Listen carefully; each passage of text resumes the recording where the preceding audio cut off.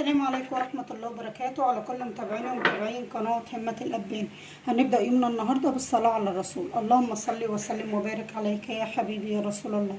النهاردة هنعمل صينية جاتو شاتو، هنعملها مع بعض. أول حاجة هنزل بكوباية من الحليب، نفس الكوباية اللي عايرت بيها الحليب هتعايري بيها كل حاجة.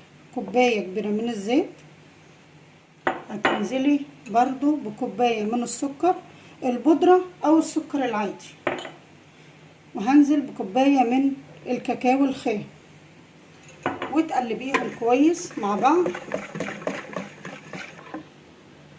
وبعد ما قلبته كويس كده هروح جايبه بولة صغيرة وقسمة نص كمية الخليط اللي انا عملته، وهركنه في التلاجة لغاية ما اخلص. وبعد كده هنزل بثلاث بيضات،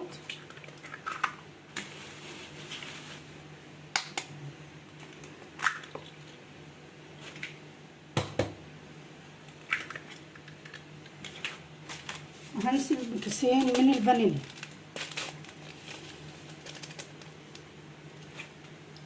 وتقلبيهم بقى كويس. وكده بعد ما قلبتهم كويس هنزل بقى بكوبايه من الدقيق، وهنزل عليهم بكيس من البيكنج باودر، وهنزل عليهم بذره من الملح، ذره بسيطه كده.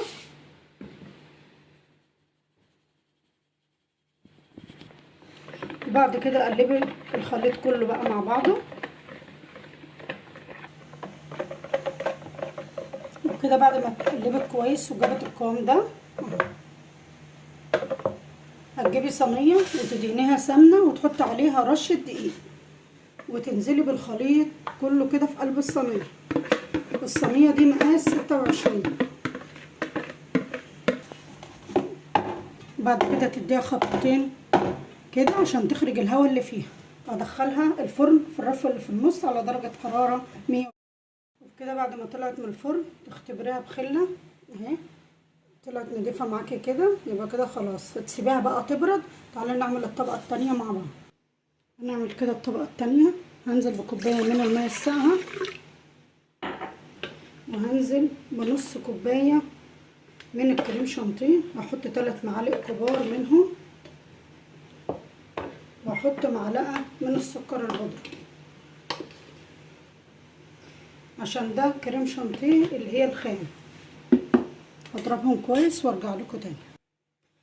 كده بعد ما جاب القوام ده معانا احط عليه معلقتين من الخليط اللي انا كنت شايلاه،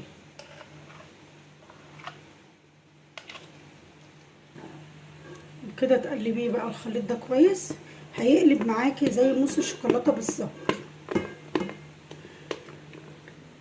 وهنزل كده بالطبقه التانية، وتحاولي تسويه بالراحه كده في الصينيه لغايه ما يبقى كله سوا واحد.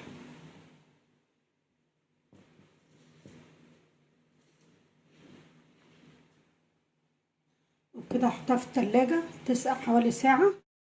وبكده هنزل بالخليط التاني اللي انا كنت شايلاه،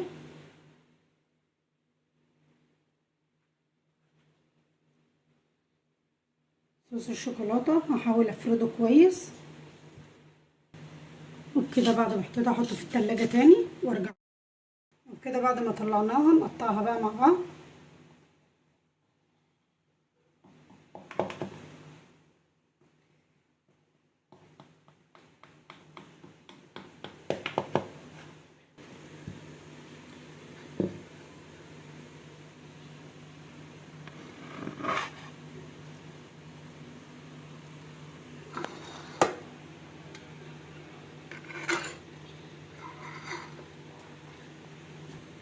وبكده بعد ما قطعتها اهي، بصوا جميله ازاي.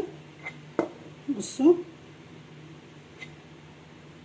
وصفه جميله وحلوه في الصيف، اعملوها بالطريقه دي هتعجبكم. ودعموني بلايك وشير، والسلام عليكم ورحمه الله.